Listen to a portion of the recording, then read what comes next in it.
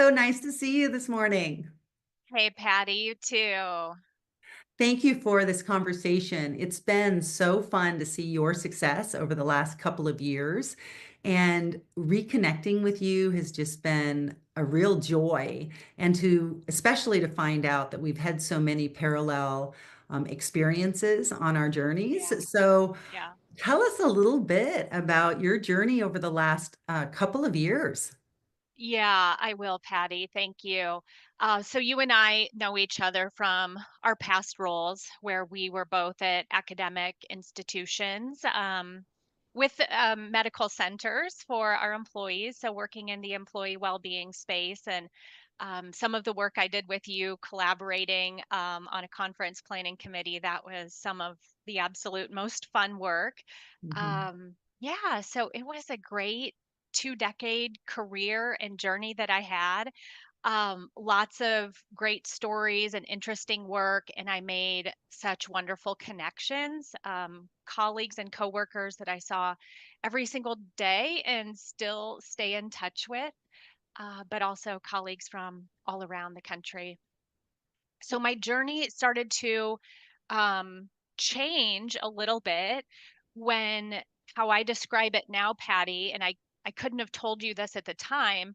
I just started receiving kind of signs or nudges from the universe that maybe I was to be doing something else. That was extremely uncomfortable for me, so I would ignore I would ignore those nudges or signs because I was very busy. So, Same. question. I have a Yeah. question. Could you Yeah. share an example of one of those signs or nudges that you experienced? Yeah, I can. So I will use an example in one of the hats that I wear, which is mother or mom. Um, when I started noticing that maybe my work wasn't aligning fully with my spirit and my person, was when my kids were little. And as you do, kids have illnesses and bugs, and my work was great, very flexible. So it would be a matter of, I can't send my kids to their childcare arrangement. They'll stay at home with me today. And that was fine. That was very in alignment. But as the days went on and they were getting better, all of the rules and policies at daycare would say, they're fine to come back. So we would, okay, fever free, all of these things, slept through the night. Great, great. Um, I just had some internal feelings that it wasn't right for me to be sending them back into that daycare environment. But that's just kind of the norm, Patty, I guess, in our society is, you know what? Mommy's got to get back to the office and you kids need to kind of, you know, suck it up. You're mildly ill, but on the mend and head on back. And I just remember those commutes to work just being awful. I was experiencing physical illness. Like this is interesting. For me, it was a new feeling. So that was one. And at the time, I didn't pay much attention to it. But now that my kids are older now and different examples came along. But looking back, I was like, that was kind of the start of a shift in my mindset. One other thing, and this is a more recent example when my children were older and they started getting into recreational sports after school, I would remember getting emails or texts in my office that the child practices would start at 4 in the afternoon. And I just thought, who in the world can get their kid to a practice at 4 in the afternoon when you're working? So I expressed my frustration on that, and people looked at me like I had a horn growing out of my head. So in my community where I live in small town Iowa, um, I I was the exception. I wasn't the norm. And I saw around me other families just kind of seamlessly making this work. Um, and that was just not the world I was living in. So I guess that's a more recent example. I'm still parenting, but just juggling all of the things became almost impossible. And So, so, what brought you to the decision to make a change? And how did you start to understand what was within alignment to your mhm. values, to who you are as a person, and to how you really want to spend your time and focus your energy? Yeah, great question. And I'll try to keep it brief, but a lot of conversations with my husband about, hey, here's what I'm seeing, here's what I'm feeling, what are things I can do? And this was probably a years long process, Patty, where we just kind of thought about, well, what could things look like? And it took a while. Certainly entrepreneurship or business ownership, that was not in the realm of something I ever thought I would do. But it is something in the community that my husband and I live in is is very normal. We know a lot of families where both spouses are business owners or small business owners. And so it was around us, but not necessarily something that we ever saw ourselves doing. But I did have an idea come to me as I was a participant in a mental health first aid training. And I'm happy to explain to your audience what mental health first aid is later on in our conversation. But as I sat as a participant getting certified in mental health first aid, it was a virtual class. It was not particularly engaging for me. Uh, just like if you've ever gone through first aid or CPR, you may have some instructors who are great and they hold your attention, and others where things might get a little dry and you're bored, for lack of a better term. So I probably wasn't the best student in that class, but I became certified. Didn't have a thought at that time of becoming an instructor. But Patty, talk about those nudges from the universe. I kept seeing headlines or white papers or different things about mental health first aid. For whatever reason, I continued to click on those, learn a little bit more about kind of what was behind the curtain, what it takes to become an instructor. I mean, I was flooded with information that I wasn't necessarily seeking out.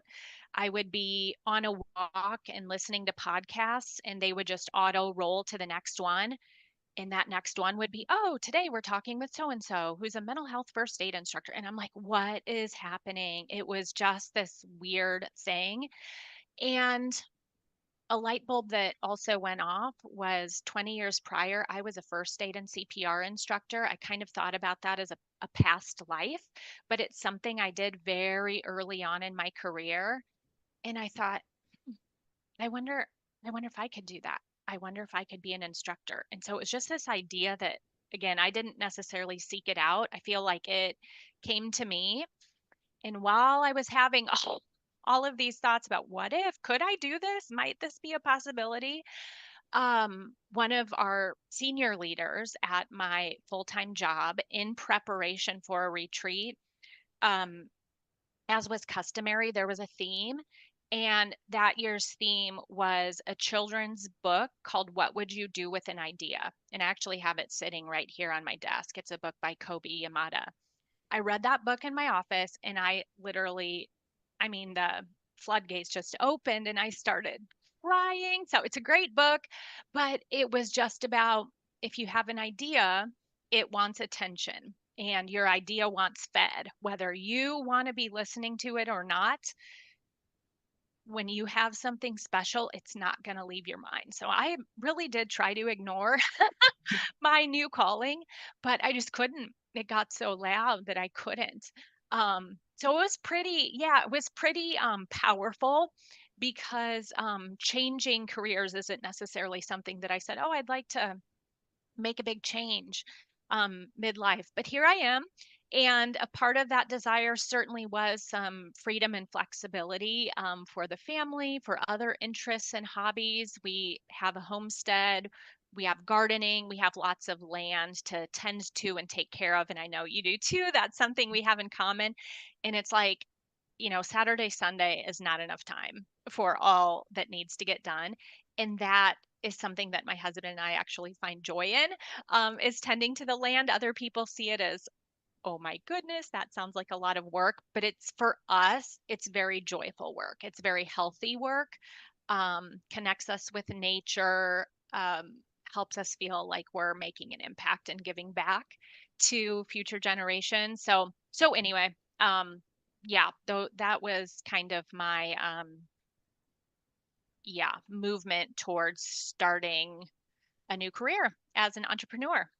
And I just love it. And you and I have had, like we've talked about, the similar experience of getting more aligned to our values, to the energy inside of our bodies, and to how we're feeling and the joy that we're having. And I know for me too, the happiest is when I have this joy-filled idea that I'm in the process of executing, when I'm being called into something that sometimes I don't even understand, but it just pulls me forward to keep moving and keep creating and keep acknowledging nature and its natural rhythms and the seasons.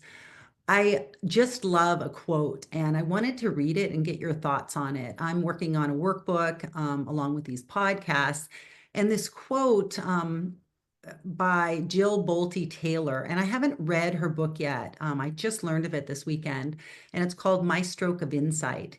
And the quote that caught my attention is, although many of us may think of ourselves as thinking creatures that feel, biologically, we are feeling creatures that think. I'm going to read that just a second time because it caught me so off guard the first time. Although many of us may think of ourselves as thinking creatures that feel, biologically, we are feeling creatures that think. What thoughts do you Yeah. have on that? Well, I that definitely resounds with me, Patty. So a year ago, so right now it's January 2025, right? Hard to keep track of time. August 2023 is when I really went, full time into my journey. So that fall of 2023, I took a class through Heartland Yoga, which is um, a local studio. It was an online class on resilience. And I thought, this looks like fun. Maybe I'll be a participant because in my past job, I was doing a lot of education, teaching, and training on resilience. And I thought, I wonder, it might be nice to sit in the chair and be a student. And your quote completely resounds because one of our challenges, and for me, this was a major challenge, I had to do a lot of work on this, was connecting our head and our heart. And I am in my head and I feel it. I feel like my head is big at the end of a day. I feel full in my head from so much busy thinking, and really rarely stopping to connect with my heart. So I appreciate that quote. And now when I'm feeling something, and sometimes this will be, sitting in church or even at, my daughter had her first fifth grade band concert, which wasn't particularly glorious music, but I was proud and I was just so happy. Is I find myself actually sitting with my hand on my heart, really trying to connect, what I'm seeing and thinking, with my emotions in my heart. So I'm still working on being an emotional creature who thinks and kind of trying to align those. And if you would have shared that quote with me 10 or 20 years ago, I probably wouldn't have understood it a lot. I would have said, that's interesting. But Let me yeah, think about it. You would have said, that's yeah, interesting. Let me think about for it a for a lot minute. of us, we're so in our head, because of fullness, meaning busyness, overthinking, overanalyze. And I think just busyness, honestly, is a huge part of it. I think often we just don't have time to stop and kind of inventory things and how they make us feel. And Well, in anyway, looking so at our values, if our values are that we want to make more money, let's just use as an example, mhm. then we are going to feel a need to be busy all the time working towards that end, working towards what we feel money will bring us. And so I believe as we get more aligned, first identifying the values that are important to us. What are those things that are important? And for a lot of young people, making six figures, well, that was back in our day.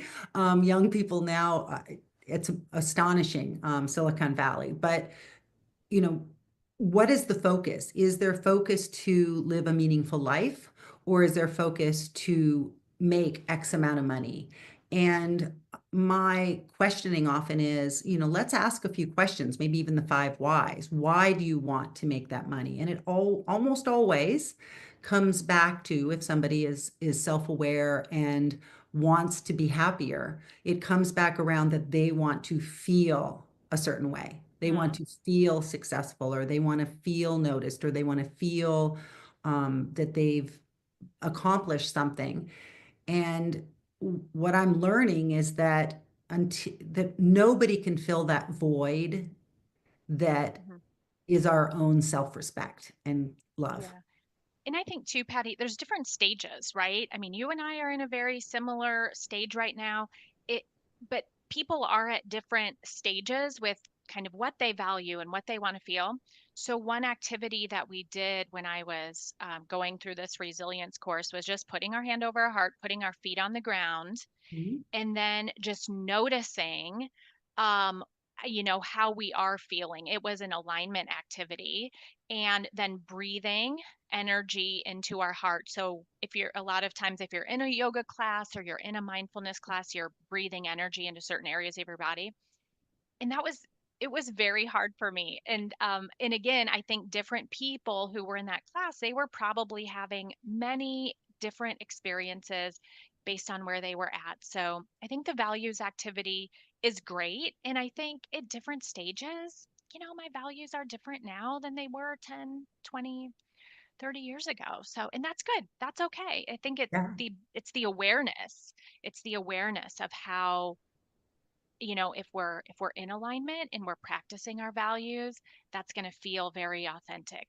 But if we're behaving in a way that isn't aligned with our values, we will notice that too. And that's another thing I've seen it in myself.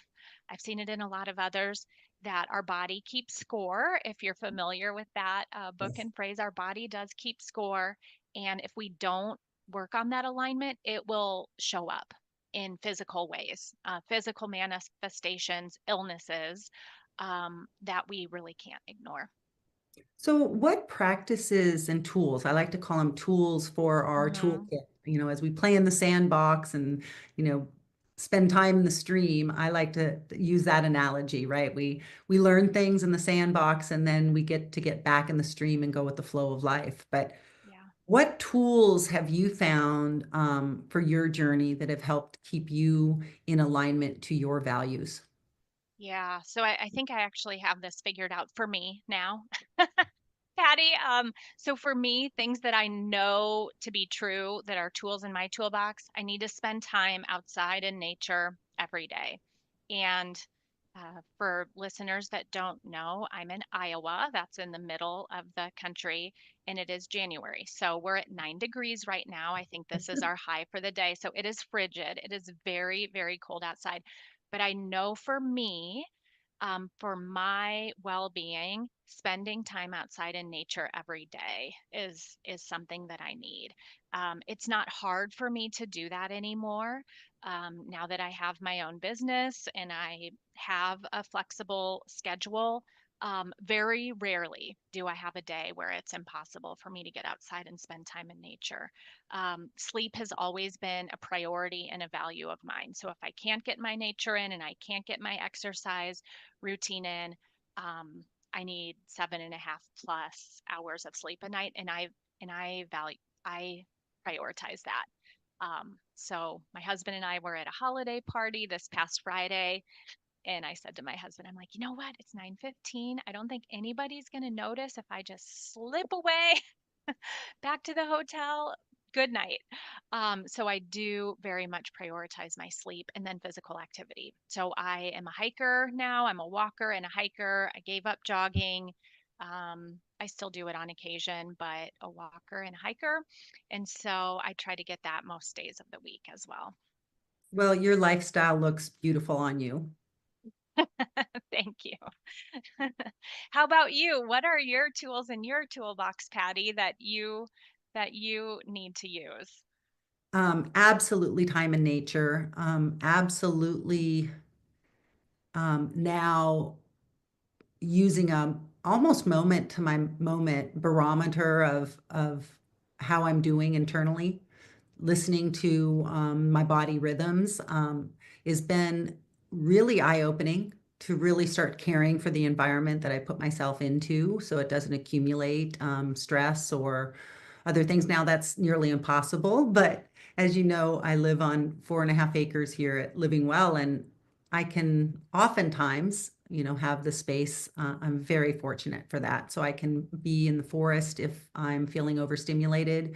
I can spend some time in any number of places on the property where I can have that time to just really decompress. And for those who can't get outside, I know that there is research on just bringing those elements inside, bringing in plants Yeah, and having live plants. As you can tell, I love having those there in is. my Yeah, office and keeping those plants available and listening to nature sounds, that those yeah, are all beneficial because our body oftentimes doesn't know the difference between imagining that we're in that calm environment and actually being in it. We're not going to yeah, get the scents and we're not going to get the wonderful chemicals that are released into the agree. air, but I we'll get our internal chemicals for I sure. cite that research a lot, Patty. It doesn't need to be you're outside. Sometimes that is not possible every day.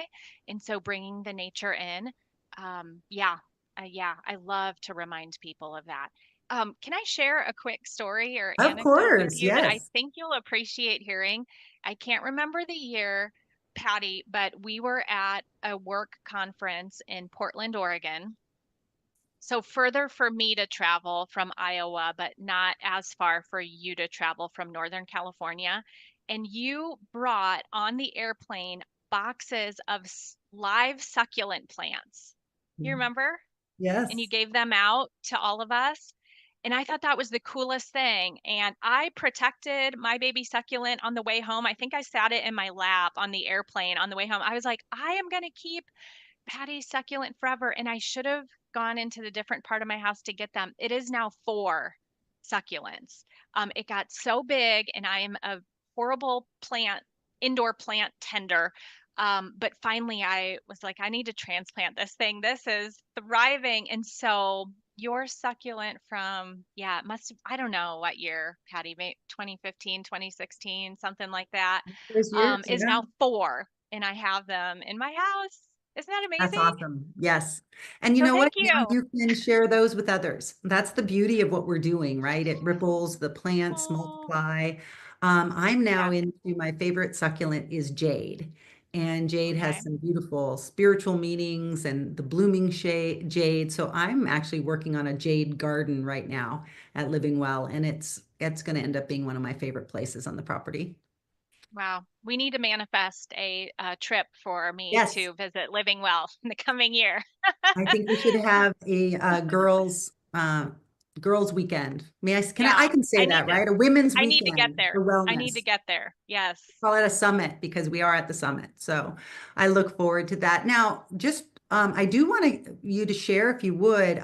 You work with corporations, you bring medical first aid to mental health first aid. Tell us a little bit about that. Or do you do it online? Do you do it in person? Both. Share a little bit about how you do that. And then we're going to make sure that there's a link to get a hold of you if you want Yes. this for your organization. Awesome. Happy to share. So, mental health first aid is a training program from the National Council for Mental Wellbeing. And it is an 8-hour training course that covers how to recognize and respond to mental health challenges and also substance use challenges. And so, the mental health first aid curriculum takes learners through learning about some common mental health disorders, so diagnosable mental health disorders, not because at the end of the course anyone's going to be trained to, diagnose or recognize, but just to learn a little bit about some of the major diagnoses like depression, like post-traumatic stress disorder, so that when we use those terms, we're really respecting the diagnosis. And what I observe is I think it gives a little empathy towards people that we know, or ourselves when we have one of these conditions. And then it's very, very interactive. Learners go through identifying early warning signs and symptoms of a challenge, worsening, and then a large portion on what to do if we find ourselves in a crisis situation, so that we can connect people to appropriate care. So we talk about, well, what is appropriate care? Who are the medical professionals who can treat a mental health disorder?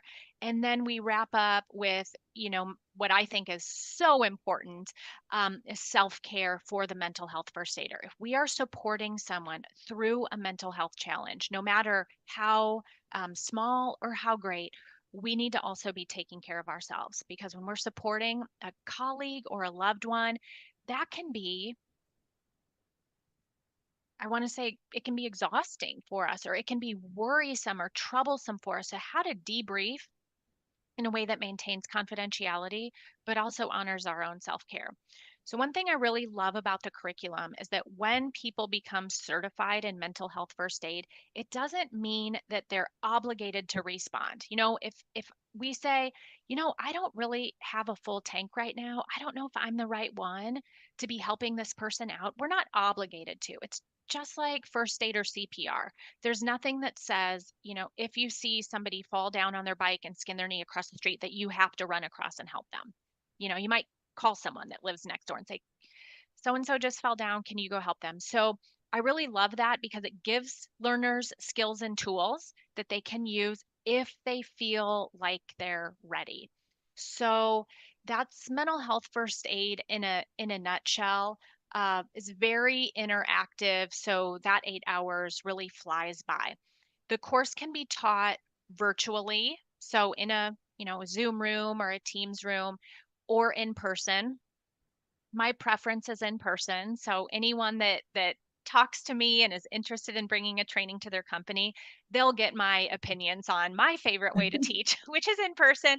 I've done virtual trainings and they're fine. And I think that's probably more the reaction I have as the instructor, because I don't get the feedback as much from the learners. I think the learners who are doing a course through Zoom, they're more accustomed, to receiving training through Zoom. So they're probably not as concerned about that lack of feedback or interaction as I am. And then when I got started, Patty, I had another individual who has been doing this longer than I have, who is a mental health first aid instructor. She said, 8 hours isn't going to be possible for a lot of people that and a lot of companies that you work with. You probably should think about diversifying your services. And that was really wise counsel. I lean a lot on my network and peers that I know, and I trust their opinions and their guidance. And so I also teach a course called QPR, which is Question, Persuade, Refer. That's a suicide prevention training, and that's much shorter. It's 60 to 90 minutes. And so that training is obviously not as comprehensive as mental health first aid, but for industries that have higher than average suicide rates, thinking construction, manufacturing, and those are two target audiences of mine.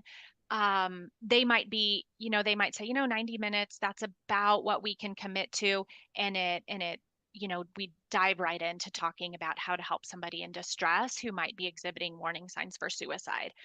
And then just from the last year and a half of having my own business and talking with lots of different companies and what their needs are, I will modify and customize workshops. Sometimes a company will say, we've already done mental health first aid and QPR. Would you be able to talk about sleep or resilience, or just give us a basic overview of, what is mental health first aid, but we don't want to go through the full training. So of course, I can do that as well. So in my job now, it's just a lot of listening and seeing if I'm a good fit for a company. And it's been really impressive to see companies that are all in on training their employees, not just for the work site, but this is a life skill, like a first aid CPR. They might use their mental health first aid at church, or in their community, or at Thanksgiving when the family's all together.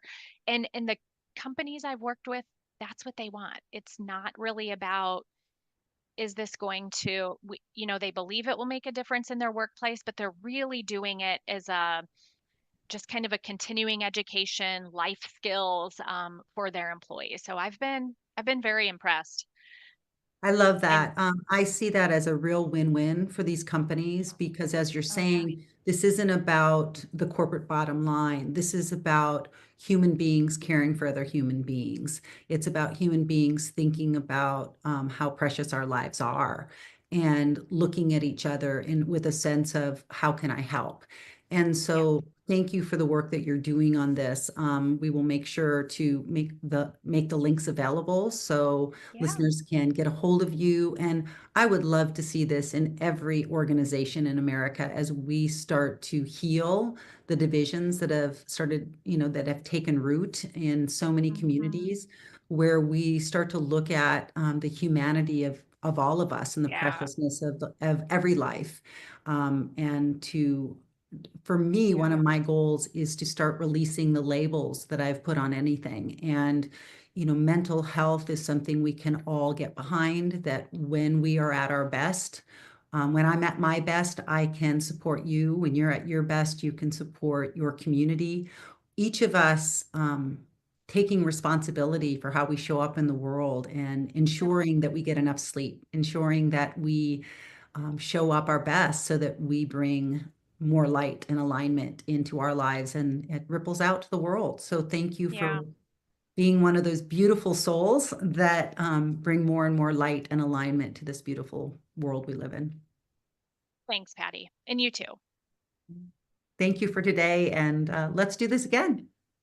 Absolutely, would love to.